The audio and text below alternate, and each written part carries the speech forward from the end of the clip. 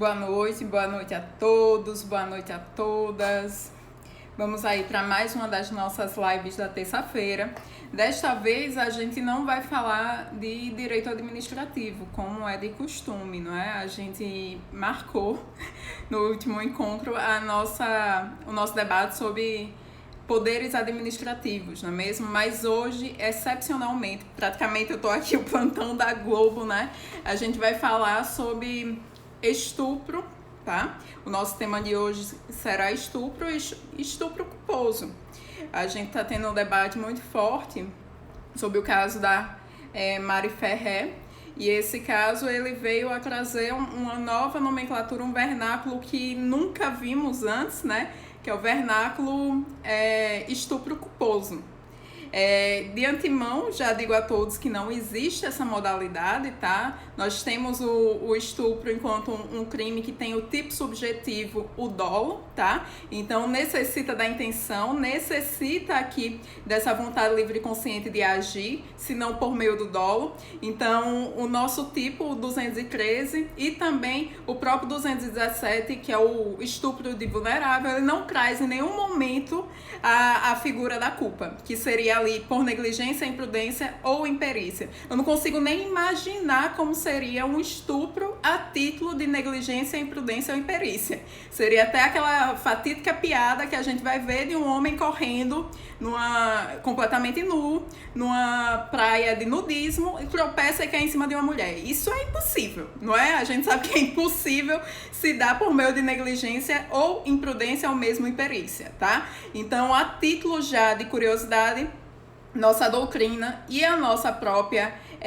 legislação, ela nos vai dizer que não existe, é um fato meramente atípico, não existe de modo algum. O que poderia ter sido arguído, ainda suscitado de maneira forçosa na defesa, não é? É o erro de tipo, tá? Que seria ali uma hipótese, de fato, de acordo com o nosso artigo 20, não é, do Código Penal, que o sujeito, ele erra sobre o elemento de tipo, não é? E acaba cometendo um ilícito. No caso, seria a própria vulnerabilidade da vítima, mas ainda assim, muito forçosamente, como eu estou dizendo. Mas o que eu quero falar para vocês não é só esclarecer a dúvida que alguns vieram me perguntar. Professora, existe de fato estupro culposo? Não, gente, não existe estupro culposo. Só existe doloso. O sujeito, ele age com vontade livre e consciente, é um crime, tá? É uma tipificação penal material, portanto necessita de resultado naturalístico. Isso quer dizer o quê? Necessita do resultado que seja ou conjunção carnal ou ato libidinoso mediante violência ou grave ameaça, tá? Então, fica aí respondido já essa dúvida, essa grande vivência. E vamos lá para a nossa live, que é justamente sobre estupro, não é? Então, eu fiquei pensando, quando vocês começaram a dizer, professora, fala sobre isso, não fala sobre poderes administrativos, não. Me indicando, né, principalmente aí as meninas das turmas da Pitágoras, um beijo aí para vocês, tá, meninas? Suscitando esse tema. É um debate forte. E é um debate que eu não chamo exagerado falar, tá? Que o Brasil ele é fruto de um estupro. Como seria isso, professora? Não é exagero afirmar que o nosso primeiro nascido em território brasileiro, o nosso primeiro sujeito mestiço, ele é fruto de um estupro, tá? Um estupro de quem? Um estupro de um português por uma índia. Tá? Então, um estupro de um português por uma índia, é o estupro de uma índia por um português. Então, nossa nação, ela foi engendrada sob o signo do estupro cotidiano, diário, ordinário. Aqui, nós temos um estupro a cada 8 minutos. Aqui, nós temos estupros diários. Aqui, nós estamos num território em que é o 5º país que mais violenta suas mulheres. Esses números, pessoas, são subnotificados. Esses números aqui não são os verdadeiros. São aqueles que são de fato levados o procedimento à delegacia, são de fato noticiados, são de fato, né, indicados, tá? Mas se a gente for ver nos prontuários médicos, tá, que entra pelo pronto-socorro hospitalar, nós vamos ver que a cada 4 minutos tem uma vítima de estupro. E eu falo isso como pessoa que já estuda violência sexual e aborto há mais de 10 anos, tá? Eu já me debrucei em prontuários, eu já me debrucei em inquéritos policiais que falam sobre aborto e violência sexual. Então a gente vai ter aí um debate muito forte. Então, voltando, né, para a nossa ideia, sobretudo, essa ideia que a nossa nação foi engendrada a partir desse signo de estupro cotidiano, não é?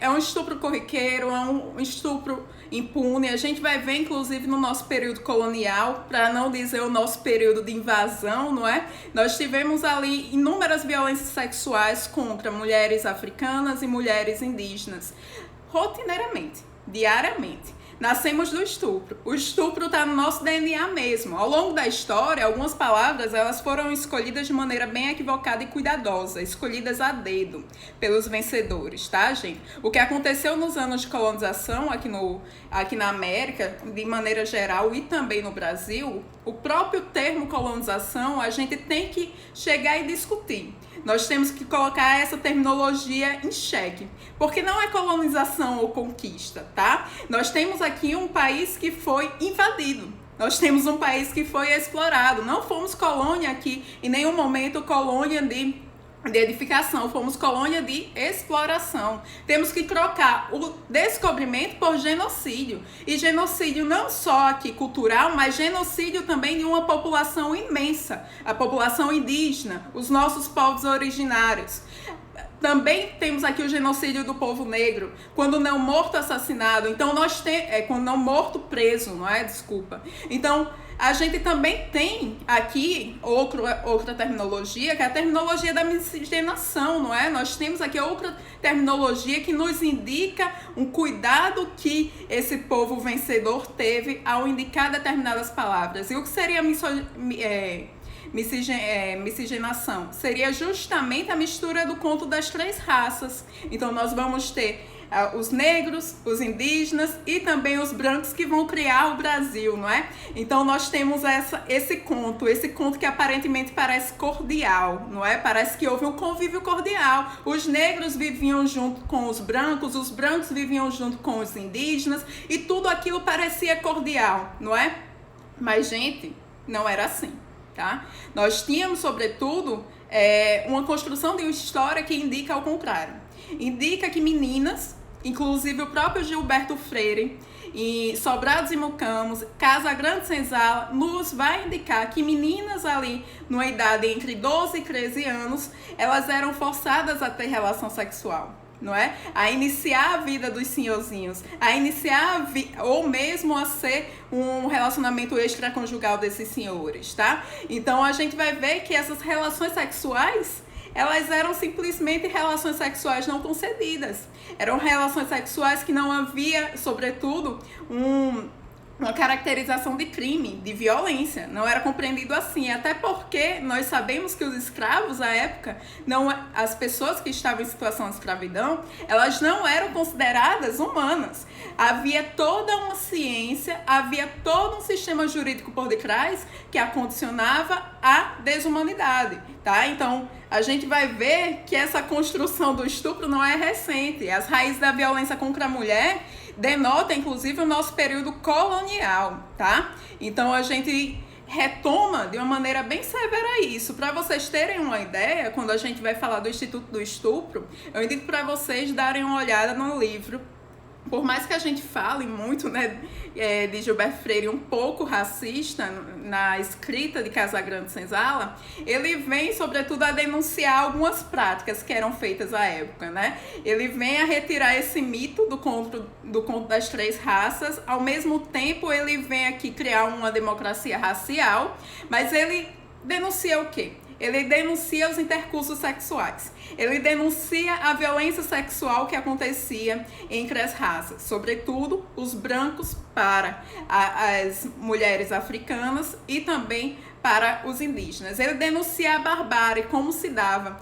Os navios negreiros, pessoas, quando atracavam aqui no litoral brasileiro, não traziam muitas mulheres, traziam poucas, tá? A gente vai ver que eram 2, 3 mulheres para satisfazer ali, sobretudo, a reprodução, Nós não tínhamos aqui a presença da humanidade, nós éramos desumanizados, tal qual o semovente, tá? Então, identifiquem aqui que havia, sobretudo, homens, tá? Escravos reprodutores e também escravas reprodutores, não é? Reprodutoras.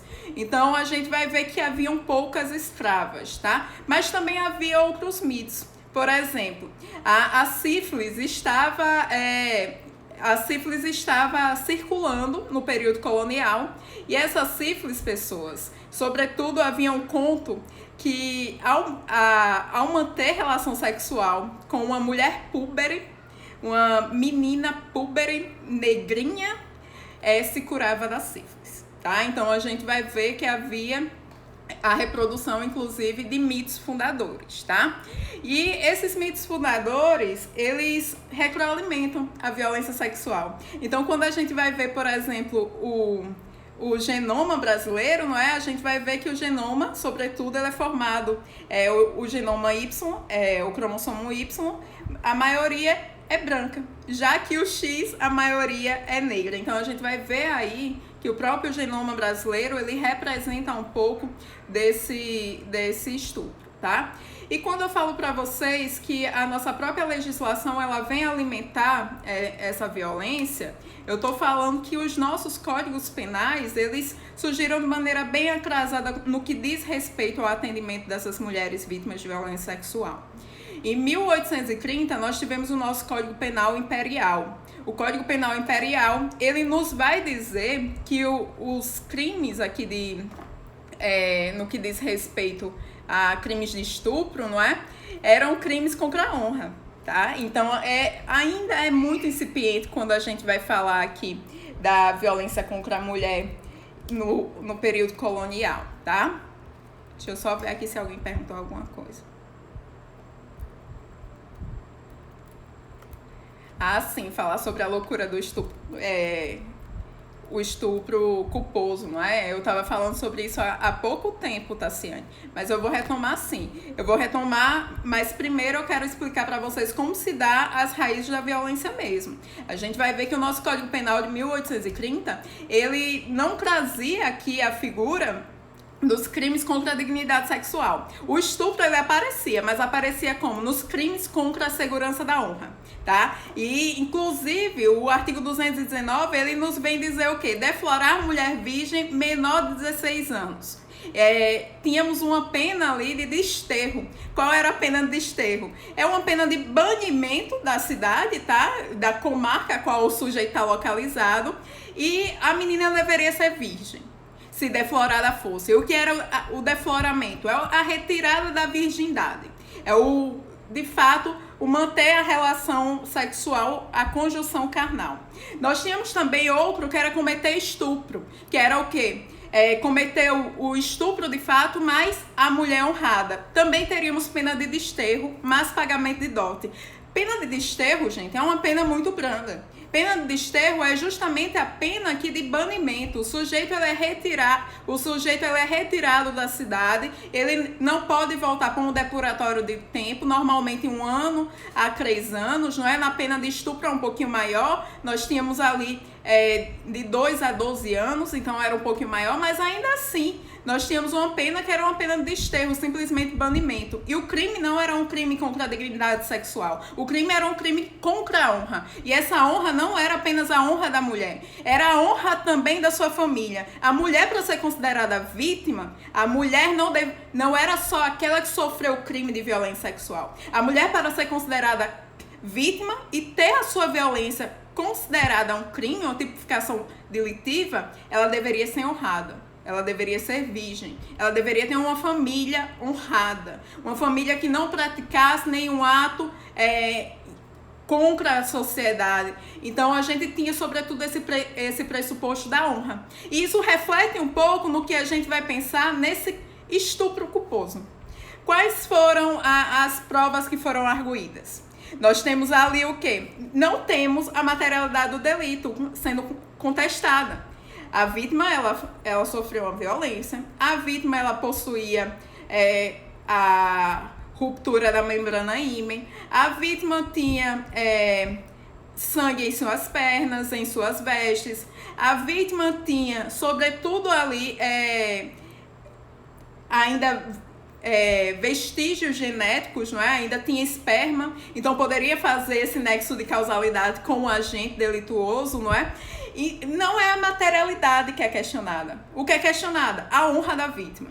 Quando se tem aqui as arguições do advogado, é sobre a forma dela se vestir, é sobre as fotos dela, é sobre o dedinho na boca, é sobre a posição que ela estava, que denotava o quê? Uma forma em que mostrava a sua genitália. Era uma forma ginecológica de se pousar para uma foto. Então nós temos, sobretudo, uma transformação. E essa transformação dessa figura plástica de vítima, ela passa a ser ré. De vítima, ela passa a ser violentada novamente. E essa violência não é mais sexual, é institucional, é moral. Por quê? Porque nós vamos ver, sobretudo, esse pressuposto da honra sendo o quê? Estimulada, não é? Então, gente, como eu falei, no Código Penal de 1830, a gente já tinha isso. Quando a gente conseguiu a nossa república, né? Quando houve o golpe da república e, consequentemente, o Brasil, tivemos a promulgação da Constituição de 1890, a Constituição dos Estados Unidos do Brasil. Também tivemos a criação de outro Código Penal, que é o Código Penal dos Estados Unidos do Brasil. Aí vocês pensam bem assim, eita, professor, esse aí, ó, teve avanço, né? Esse aí deve ter sido massa. Por quê? Porque nós estávamos ali na esteira do movimento iluminista. Nós estávamos sob a égide do quê? Do pensamento de Augusto Comte. Progresso e ordem, não é? Tanto é que a gente tem na nossa bandeira até hoje. Nós queremos um Brasil progressista. Aí eu lembro daquela frase de Mafalda, né? Eu acho que alguns de vocês lembram que eu gosto muito de Mafalda. Eu tenho até uma tatuagem dela. Que seria justamente o quê? O progresso, ele tá demorando um pouco. O progresso, ele demora a chegar. O progresso, ele tá atrasado. Porque nós vamos ter uma Constituição de 1890 que recepciona o Código de 1890. E esse código ainda vem a trazer dos crimes contra a segurança da honra e honestidade da família. Ainda vem colocar a nossa mulher não diante aqui uma sujeita de direito, mas alguém que está sujeitada ao direito e também aos administradores da lei. Por quê? Nós sabemos que os administradores são diversos. É o defensor, é o procurador, é o delegado, é a delegada, é o juiz, é a juíza. Estes vão conferir à vítima o status de vítima. São eles que fazem a leitura do crime. São eles que vão identificar a capitulação delitiva. São eles que irão, sobretudo, encaixar a narrativa do fato a condição de vítima. Então, gente, quando vamos falar aqui, sobretudo, dessa característica do estupro culposo, essa falácia do estupro culposo, estamos remetendo, sobretudo, às raízes do Brasil. Nós estamos remetendo, sobretudo, a um Brasil colonial, a um Brasil imperial, a um Brasil, inclusive, republicano. A nossa primeira república, ela trouxe aqui essa condição da honra. Olhem só, atentar contra o pudor de uma pessoa, não é? De outro sexo, por meio da violência ou ameaça. A prisão era uma prisão secular de até 6 anos. A gente vai ter aqui no nosso Código Penal de 1890 algumas tipificações um pouco mais dificultosas, não é? Quando se fala do deflorar, tá? Os crimes sexuais, sobretudo, eles vão trazer essa figura da virgindade moral, tá? Então, é muito interessante quando a gente vai falar dessa condição que não existe, que é a virgindade moral. Tá? Então, a mulher, ela deveria ser honrada, a sua família deveria ser honrada. Nós temos, inclusive, no Código Penal de 1890, o defloramento, tá? O defloramento, ele consistia em deflorar mulher menor de idade com emprego de sedução, engano ou fraude. Então, nós tínhamos uma penalidade, neste caso, que era até 6 anos, mas era retirada se o sujeito casasse com a vítima. Então, tudo acabava. Casamento, ó, curava tudo, casamento acabava o crime. Então, para vocês verem quanto essa dimensão ainda é reproduzida. tá? Isso está na história do nosso Brasil, isso está na história do nosso direito penal brasileiro, que reproduz, inclusive, até o Código Penal de 1940, não é? Quando a gente vai ver que ele inicia tendo crimes contra o costume e só depois ele traz a nomenclatura crimes contra a dignidade sexual, que vem, sobretudo, a reconhecer nessa vítima uma condição de vítima. Ela vem perceber nessa vítima que ela tem dignidade. Ela tem aqui posse e autonomia sobre o seu próprio corpo. Ela tem liberdade sobre o seu próprio corpo. Ela decide com quem ela vai se relacionar sexualmente, com quem ela vai manter um ato libidinoso. Então, gente, ainda é muito recente, tá? Por isso que a gente vem questionar o tempo todo tanto o atendimento às vítimas de violência sexual, não é? Porque esse atendimento, como a nossa própria Lei Maria da Penha, ela diz que deve ser preferencialmente por uma mulher, não é? A gente tem ali os crimes contra o gênero feminino sendo de atendimento preferencial por uma mulher, mas ainda a gente vai ver que existem atendimentos feitos por homens. E esses homens, eles devem ser capacitados para atender essas mulheres. Tanto os homens que diz respeito a defender essas mulheres, tá certo, meninos? Fiquem ligados nisso. Como também as pessoas que estão no fronte, na delegacia, as pessoas que estão no fronte, na vara. Então deve ter aqui um cuidado no que diz respeito ao atendimento dessas mulheres. Porque nós vemos, sobretudo, a violência institucional acontecendo diariamente, tá? Então, quando eu venho a falar com vocês sobre temas tão caros como esse, eu venho, sobretudo, me colocar enquanto mulher. Que um tema como esse, uma sentença como essa, ela vem a trazer problemas futuros imensos. Nós falamos das raízes da violência contra a mulher, mas essas raízes estavam a pequenos passos sendo podadas.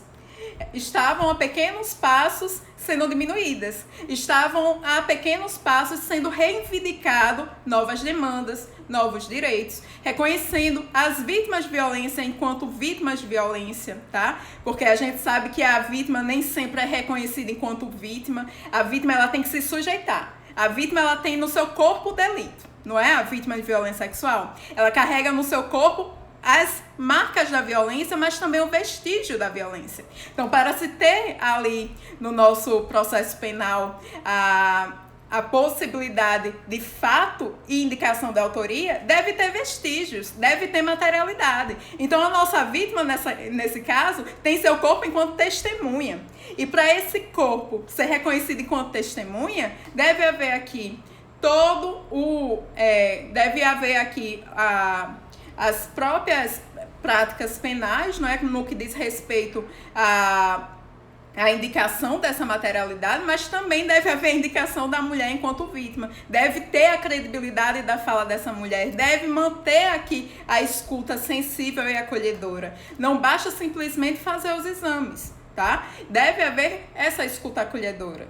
Porque a gente sabe que o nosso país ainda é um país com um passado e um presente patriarcal, um passado e um presente que pratica violência contra a mulher, e essa violência em alguns momentos ela não era identificada enquanto violência, era normalizada, era naturalizada. A gente vai ver inclusive na violência sexual matrimonial, que ainda hoje existe essa confusão, existe esse medo de denunciar, existe sobretudo será que eu sofri violência ou esse é um dever matrimonial, como é o caso aqui da violência sexual matrimonial, não é? Que a gente vai ver que em inúmeros momentos a mulher ela é vítima de violência sexual, no entanto, ela pensa que aquilo é inerente à obrigação matrimonial, não é? Mas lembrando sempre, existe estupro matrimonial também. A nossa Lei Maria da Penha, ela vem a trazer essa tipificação.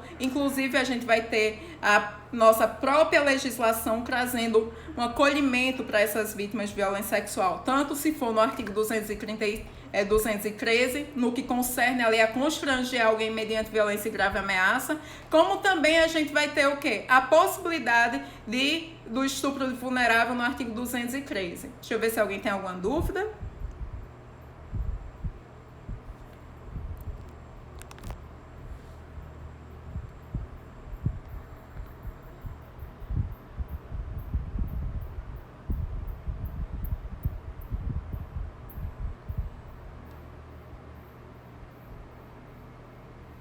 Deixa eu ler aqui.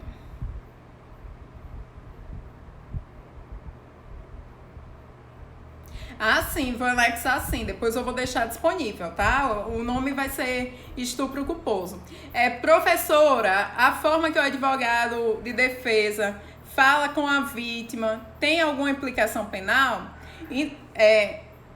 A gente vai ter no nosso próprio código de ética, tá? O artigo 34, salvo engano, trazendo algumas condutas inadequadas para esse advogado. Então, o advogado, por exemplo, ele extrapolou a ampla defesa e o contraditório, não é? Ele foi desrazoável no modo dele defender a vítima. Então, a gente vai ter lá no artigo 34, tá? Do Estatuto de Ética. Deem uma olhada lá, porque é sempre bom vocês darem uma revisada no Código de Ética e pode ter algumas penalidades. A penalidade pode ser de censura, de multa. Então, a gente vai ter inúmeras penalidades no que diz respeito a isso, tá?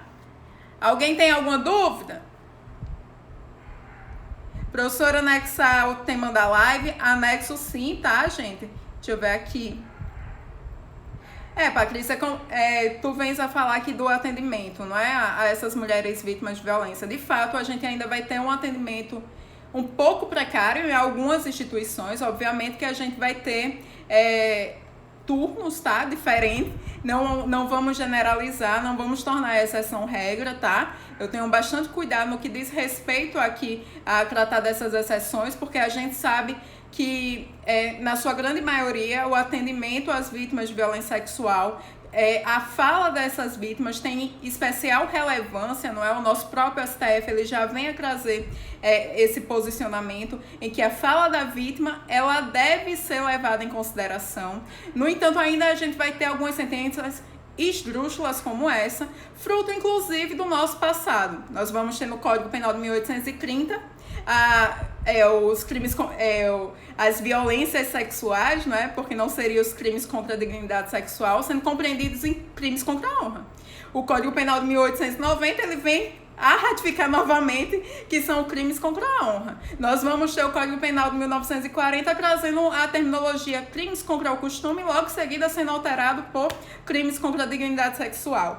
Gente, é agora que a gente está falando da mulher enquanto sujeita de direito. É agora que estamos falando dessa mulher enquanto pessoa que possui liberdade sexual. Não há vários anos, tá? Os direitos das mulheres, sobretudo os direitos civis, políticos e reprodutivos, começaram a ser pleiteados na década de 20 e o auge foi na década de 70. Tá? Então, a gente vai ter as nossas primeiras delegacias, inclusive, remontando ao ano de 1985. Tá? Nas cidades de São Paulo e Rio de Janeiro. Então, vejam só como a criação de delegacias especializadas foi tardio. E, consequentemente, a gente vai ter o quê? Pessoas capacitadas, tá? Também tardia. Pesquisas como de Lia Zenota, Lourdes Bandeira, Miriam Grossi, Roseli Porto, elas nos vão indicar que na década de 80 e década de 90 ainda se tem um tratamento inadequado. Por quê? As violências contra a mulher, elas vão seguir todo o procedimento previsto na Lei 9.099 dos Juizados Especiais. Então, aquela mulher que sofreu uma lesão corporal, esse crime de menor potencial ofensivo, consequentemente vai ter o trânsito num juizado especial. Então, a gente vai ter uma pena, obviamente, uma pena que pode ser trocada por multa, uma pena alternativa. Nós vamos ter ali a possibilidade do sujeito prestar serviço à comunidade. Então, era uma pena, de fato, que não tinha uma simbologia, uma pena que não punia, tá? Então, é algo muito recente ainda no que diz respeito a falar sobre as violências contra a mulher, tá? E, gente, era só isso. Eu queria falar para vocês quanto a essa discussão, né, que está tendo. E lembrem sempre, tá? O crime de estupro é um crime doloso. Por mais que tenhamos aqui essa sentença que venha dar um golpe, dar uma facada no estômago de qualquer mulher, não é? Porque nos coloca a temer sobre nossa própria vida, nos coloca em xeque enquanto a nossa dignidade, porque a nós sempre foi negado o direito de participação política. A nós sempre foi negado o direito de participação dentro da própria sociedade. A nós sempre foi retirado a gerência sobre nosso corpo, porque a nós sempre foi retirado, inclusive, o nosso direito ao controle reprodutivo. tudo se busca privatizar, menos o corpo da mulher, não é? Quando a gente vai discutir sobre a privatização, a individualidade do corpo da mulher, sempre vai ser homens que vão falar pela mulher, não é? A gente vai ver que nosso Congresso Nacional é majoritariamente masculino. Quando a gente vai trazer temas como aborto, são homens que vão ali pleitear o direito da mulher. Quando a gente vai em sede de ação constitucional, ação de descumprimento do preceito fundamental, não é? Como foi a DPF número 54, quem vai julgar são homens. O nosso STF é, sobretudo, feito por homens. E quando foi o caso dessa menina, também ela foi julgada por homens. Então nós estamos tendo uma reprodução meramente da nossa cultura colonial. Nós estamos tendo uma reprodução do nosso passado. São as raízes que estavam sendo paudadas pelo movimento de mulheres, movimento feministas, que estão sendo enfiadas de novo na terra. Então quando eu penso nesse retrocesso, quando eu penso nessa sentença, eu penso que é uma facada no estômago de todas as mulheres. Eu penso que é colocar estas mulheres de novo com o alvo nas costas. Eu penso que é colocar nossas filhas, nossas mães, nossas irmãs, nós mesmos com o alvo nas costas, tá?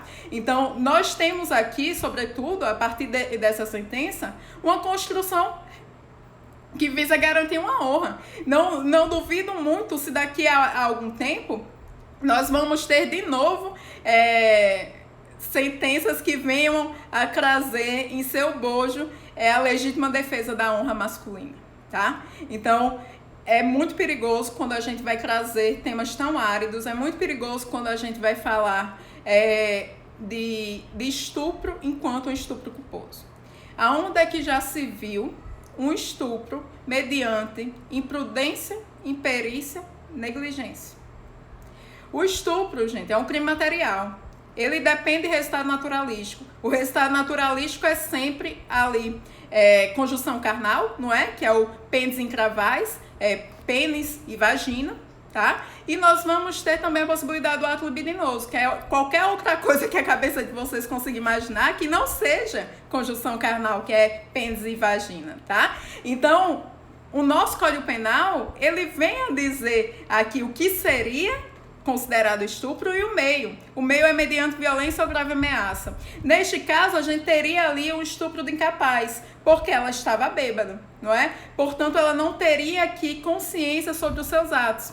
A vítima, ela estaria vulnerada, não é? Ela estaria em situação ali de vulnerabilidade.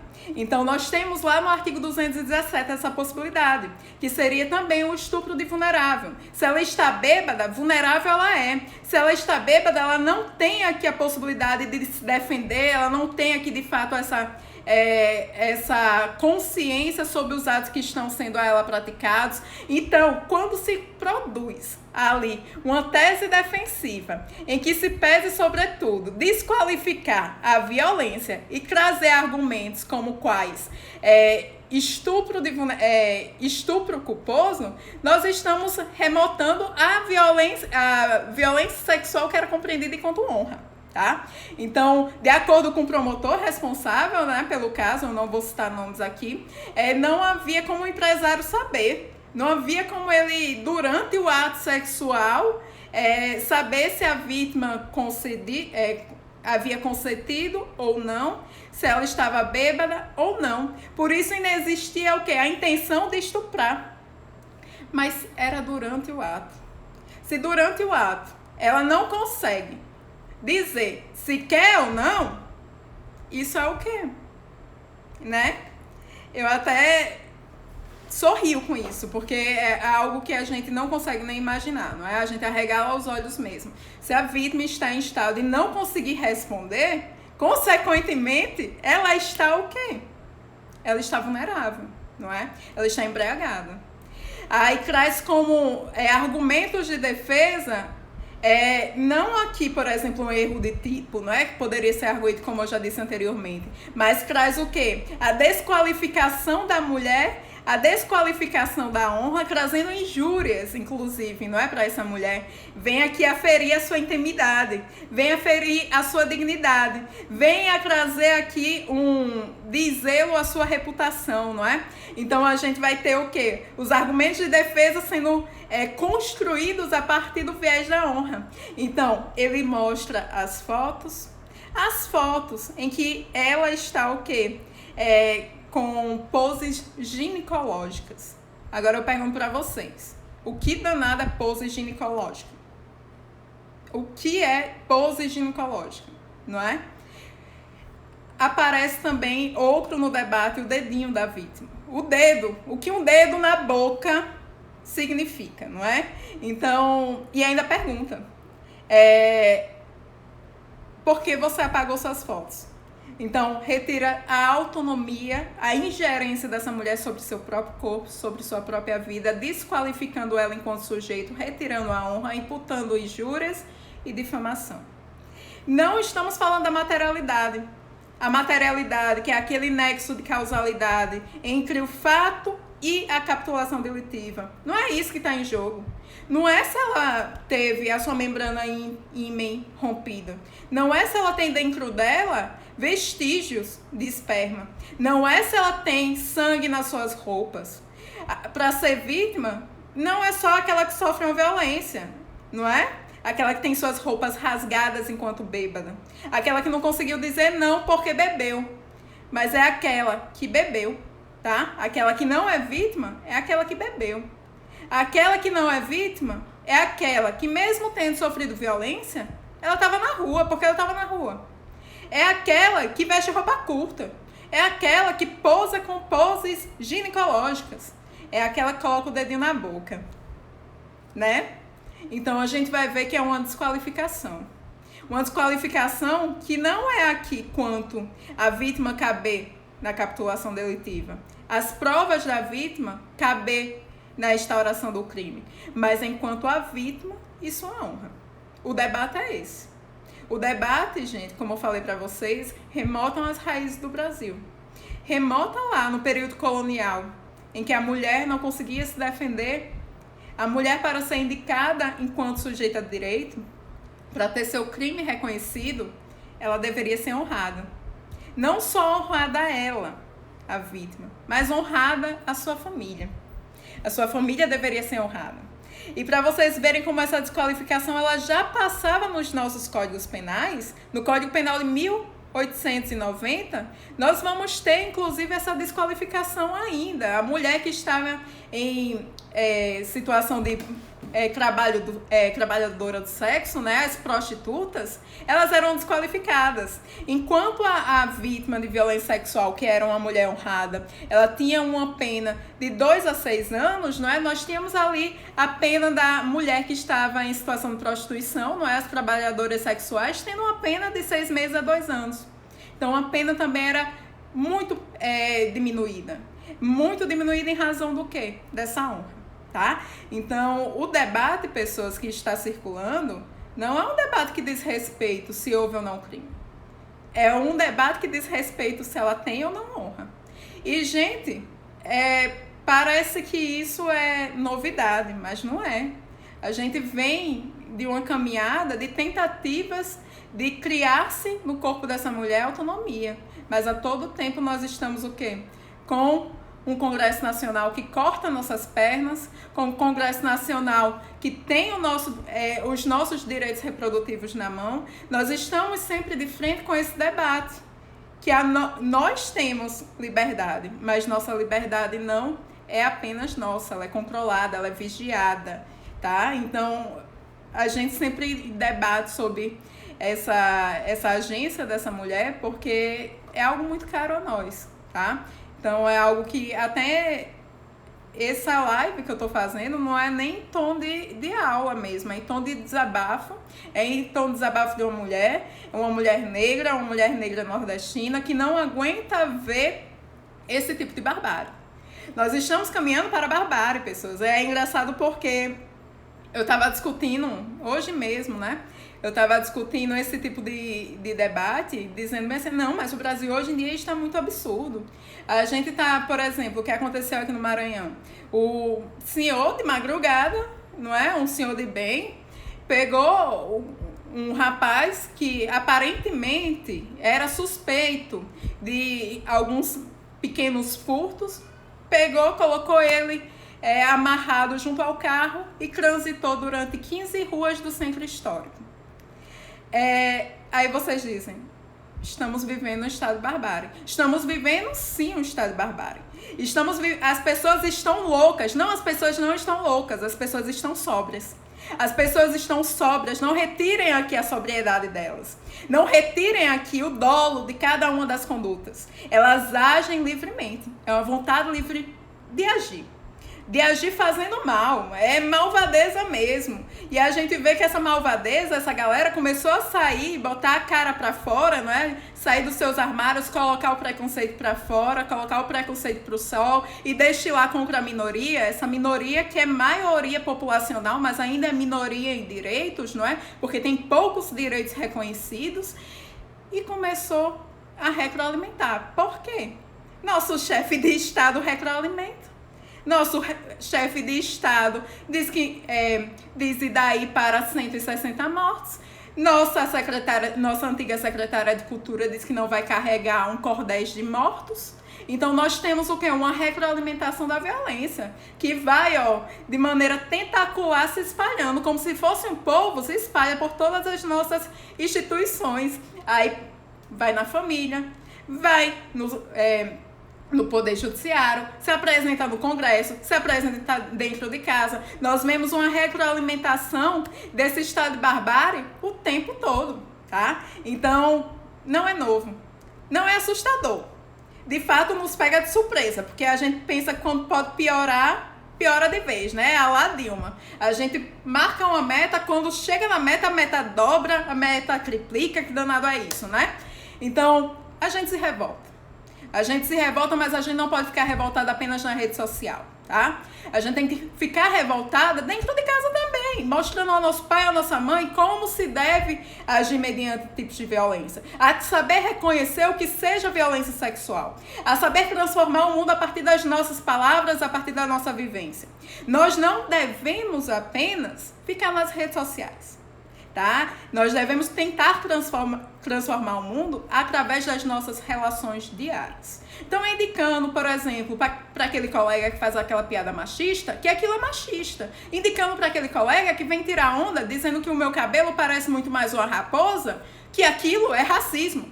Tá? Então, falar, indicar, sobretudo, a partir da educação, não é? A partir aqui desse conhecimento.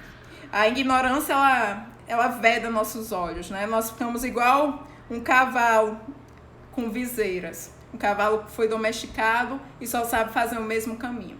Então, luz para vocês. Espero que vocês tenham compreendido que estupro culposo não existe. O que existe de verdade é estupro culposo em que busca ali, sobretudo, retirar a culpa do sujeito. O que existe, sobretudo, no estupro culposo é a negligência do Poder Judiciário diante da vítima. É a imprudência, é assumir o risco, é prever o resultado. Então, ou mesmo a imperícia, não é? Por que não dizer que não houve observância à lei, não houve observância técnica, não houve o devido processo legal. Até o contraditório, ele foi exasperado. Nós temos aqui a possibilidade de ampla defesa, desde que não cometa injúria, desde que não afronte a dignidade de outras pessoas, sobretudo a dignidade sexual. Então, eu termino minha live com um grande beijo para vocês e obrigada, e obrigada, meninas, por me estimular a falar este assunto, não é? É um assunto que eu não preparei, foi em tom de desabafo mesmo, desabafo de mulher que não aguenta mais um mundo repleto de violências, que não aguenta saber que durante essa live nós tivemos pelo menos ali 5 mulheres sendo vítimas de violência. É a cada 8 minutos, é diária, é cotidiana. O estado de exceção aqui é regra. Aqui se mata mais mulheres do que um estado em guerra. A guerra, pessoas, entre os dois gêneros. A guerra, tá? É uma guerra que vai se passando camufladamente. A gente não vê. Até sofrer, até estar perto, até ser familiar.